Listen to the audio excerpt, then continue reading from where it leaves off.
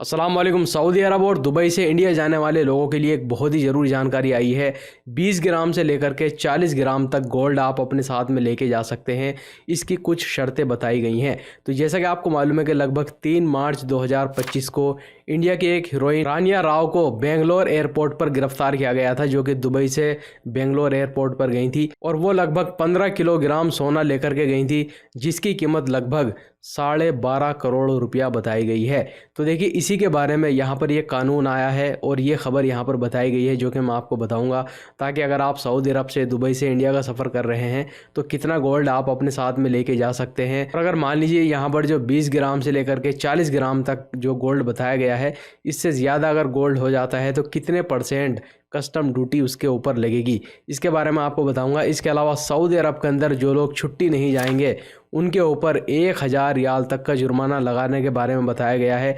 इसके अलावा अपशर अकाउंट में एक नई सर्विस को शुरू किया गया है। इसी के साथ में जो लोग गैर मुल्की सऊदी अरब के अंदर काम करते हैं, Saudi ministry of human resource and social developments की तरफ से उनके ओवर टाइम के बारे में एक ज़रूरी खबर आई है। तो आपसे रिक्वेस्ट है, वीडियो को शुरू से लेकर आखिर तक ज़रूर देखें और इस वीडियो को ज़रूर शेयर भी कीजिएगा अपने दोस्तों के साथ में, तो लोग सऊदी अरब के अंदर काम करते हैं या सऊदी अरब आना चाहते हैं। तो दोस्तों, आज की एक सबसे बड़ी खबर आपके साथ में शेयर करना चाहूँगा, जो कि गोल्ड के बारे में आई है। और अक्सर लोग इसके बारे में कमेंट भी करते हैं, काफ़ी लोग कंफ्यूज भी हैं कि भाई कितना गोल्ड हम अभी इस टाइम सन 2025 का जो कानून है, कितना हम लेके जा सकते हैं अगर हम सऊदी अरब के एयरपोर्ट से इंडिया जा रहे हैं या दुबई के एयरपोर्ट से जा रहे हैं। देखिए, ये जो कानून है, ये दुनिया भर के सभी एयरपोर्ट से अगर आप इंडिया जाएंगे तो ये सभी लोगों के लिए एक ही कानून है। तो आप यहाँ पर देख सकते हैं, जिसमें यह कहा गया है, अगर कोई मेल सऊदी अरब से, दुबई से या दुनिया भर की किसी भी कंट्री से इंडिया का सफ़र कर रहा है तो वो अपने साथ में 20 ग्राम गोल्ड लेके जा सकता है। लेकिन यहाँ पे 2 शर्तें बताई गई हैं। पहली शर्त तो यहाँ पर यह बताई गई है कि जो ये गोल्ड होगा, जो भी आप अपने साथ में लेके जाएंगे, वो ज्वेलरी होनी चाहिए, यानी कोई पहनने की चीज़ होनी चाहिए, जैसे कि रिंग है या कोई चेन वगैरह है आपके पास में, तो कोई ज्वेलरी होनी चाहिए। अगर आप कॉइन लेके जाएंगे या बिस्किट लेके जाएंगे तो ये चीज़ आप अपने साथ में नहीं लेके जा सकते। और दूसरी शर्त ये बताई गई है, इस गोल्ड की कीमत 50,000 रुपये से ज़्यादा की नहीं होनी चाहिए। तो जैसा कि आपको मालूम है, अभी गोल्ड का जो प्राइस है वो तो आपको पता ही है। तो एक तरफ तो यहाँ पर कानून में ये है कि अगर कोई मेल है तो वो 20 ग्राम सोना लेके जा सकता है, लेकिन उसकी कीमत 50,000 से ज़्यादा नहीं होनी चाहिए, जो कि इम्पॉसिबल है, क्योंकि गोल्ड की कीमत तो अभी 50,000 से ज़्यादा की है।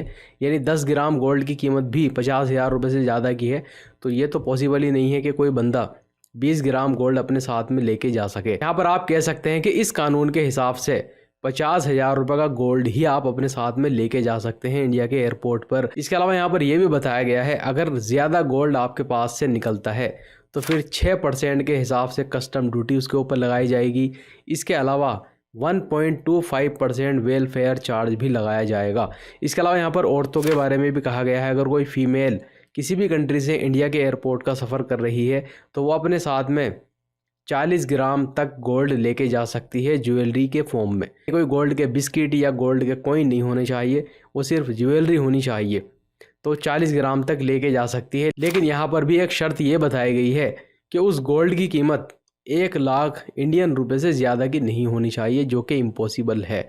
गोल्ड का प्राइस अभी बहुत ज़्यादा है, तो अगर 40 ग्राम गोल्ड आप लेके जाएंगे तो 1 लाख रुपए से ज़्यादा का ही वो हो जाएगा।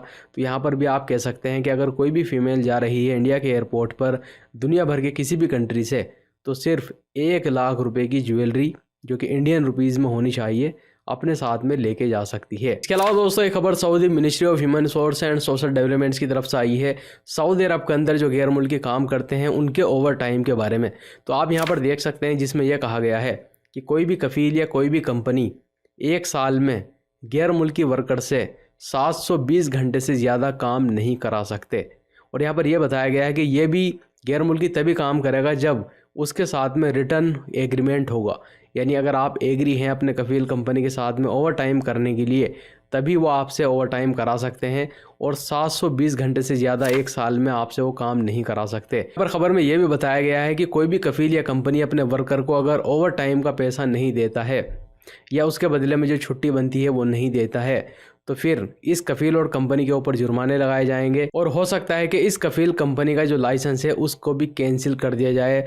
फिर ये सऊदी अरब के अंदर नए वर्कर को नहीं बुला सकेगा या अपनी कंपनी को नहीं चला सकेगा। इसके अलावा यहाँ पर यह भी बताया गया है, कोई भी कफील कंपनी अपने वर्कर से जो ओवर टाइम करा रहा है तो उसका जो पैसा है वो 1.5 गुना दिया जाएगा। मान लीजिए किसी गैर मुल्की की सैलरी पर घंटे के हिसाब से 20 रियाल है, तो अगर वो ओवर टाइम करता है तो फिर उसको 50 रियाल पर घंटे के हिसाब से दी जाएंगे। इसके अलावा सऊदी मिनिस्ट्री ऑफ इंटीरियर की तरफ से भी एक रिपोर्ट जारी की गई है। सऊदी अरब के अंदर अलग अलग इलाकों से 27 फरवरी से लेकर के 5 मार्च तक की ये रिपोर्ट जारी की गई है, जिसमें कहा गया है कि लगभग 20,749 गैर मुल्की लोगों को गिरफ्तार किया गया है। इनमें से 13,871 ऐसे गैर मुल्की थे जिनके पास इकामा ही मौजूद नहीं था या वो भाग करके काम कर रहे थे या उनके इकामे एक्सपायर थे। इसके अलावा 3,517 ऐसे गैर मुल्की थे जो कि इलीगल तरीके से सऊदी अरब के अंदर उन्होंने एंट्री की थी। 3,361 ऐसे गैर मुल्की थे जो काम उनके इकामे में लिखा हुआ था वो काम नहीं कर रहे थे बल्कि कोई दूसरा काम कर रहे थे। इसके अलावा यहाँ पर एक और रिपोर्ट बताई गई है जिसमें कहा गया है कि इसी हफ्ते सऊदी अरब से लगभग 10,024 गैर मुल्की लोगों को डिपोर्ट कर दिया गया है। तो देखिए सऊदी अरब के अंदर जितने भी लोग ये गिरफ्तार होते हैं तो इनके ऊपर जुर्माने होते हैं, जेल की सजाएं होती हैं, फिर यहाँ से इनको डिपोर्ट कर दिया जाता है। और दोस्तों अब यहाँ पर मैं आपको बताना चाहूँगा सऊदी जवाज़ात की तरफ से अपशर प्लेटफॉर्म में एक नई सर्विस को शुरू किया गया है। तो जैसा कि आपको मालूम है पहले क्या होता था, अगर किसी गैर मुल्की का एग्जिट रेंट्री वीज़ा लगा है यानी छुट्टी उसका लगा है और वो छुट्टी नहीं जाना चाहता है, तो ऐसी सूरत में क्या होता था कि जो कफील है या कंपनी है तो उनका जो भी मंदूब होता था उसको पहले जवाज़ात के ऑफिस में जाना पड़ता था उसको कैंसिल कराने के लिए, तभी उसको कैंसिल किया जाता था। लेकिन अभी अपशर प्लेटफॉर्म के अंदर एक नई सर्विस को शुरू किया गया है। अगर किसी भी गैर मुल्की का एग्जिट रेंट्री वीज़ा लगा है और वो जाना नहीं चाहता तो जो आपका कफील है, कंपनी है, जो मंदूब है, तो वह अब इस छुट्टी को अपशर अकाउंट से कैंसिल कर सकता है। लेकिन यहाँ पर एग्जिट रेंट्री वीज़ा को कैंसिल करने की कुछ शर्तें बताई गई हैं, जैसा कि आप यहाँ पर देख सकते हैं, जिसमें कहा गया है कि जिस व्यक्ति का एग्जिट रेंट्री वीज़ा को कैंसिल करना है तो पहली शर्त तो यह है कि वो सऊदी अरब के अंदर मौजूद होना चाहिए। इसके अलावा दूसरे नंबर पर कहा गया है एग्जिट रेंट्री वीज़ा की जो लेट कैंसिलेशन की फ़ीस है, जो फ़ाइन है, उसको पे करना होगा पहले, उसके बाद ही उसको कैंसिल किया जाएगा। इसके अलावा तीसरे नंबर पे कहा गया है एग्जिट रेंट्री वीज़ा को इस्तेमाल नहीं किया जाना चाहिए। तो ये तो कॉमन सेंस की बात है कि जब बंदा गया ही नहीं है सऊदी अरब से तो वो इस्तेमाल ही नहीं हुई है, इसीलिए तो उसको कैंसिल किया जा रहा है। लेकिन ये एक शर्त यहाँ पर बताई गई है। इसी के साथ में ये भी बताया गया है कि जो एग्जिट रेंट्री वीज़ा मल्टीपल एंट्री हो या सिंगल एंट्री वीज़ा हो, दोनों को कैंसिल किया जा सकता है। लेकिन सबसे बड़ी बात जो यहाँ पर कही गई है, जो कि मैं आपको बताना चाहता हूँ, यहाँ पर यह बताया गया है अगर किसी व्यक्ति का एग्जिट रेंट्री वीज़ा लगा है यानी उसकी छुट्टी लगी है और उसने उसको इस्तेमाल नहीं किया, यानी वो सऊदी अरब से छुट्टी गया ही नहीं है और वो छुट्टी एक्सपायर हो जाती है, तो इसको कैंसिल करने की जो फ़ीस है वो 1,000 रियाल है। अगर आप सऊदी अरब से छुट्टी नहीं जाएंगे और आपकी एग्जिट रेंट्री वीज़ा एक्सपायर हो जाती है तो फिर आपको 1,000 रियाल का जुर्माना देना होगा, तभी उसको कैंसिल किया जा सकता है।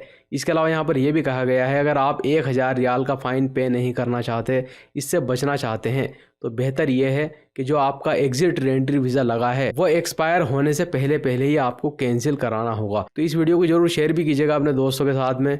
वीडियो देखने के लिए बहुत बहुत शुक्रिया।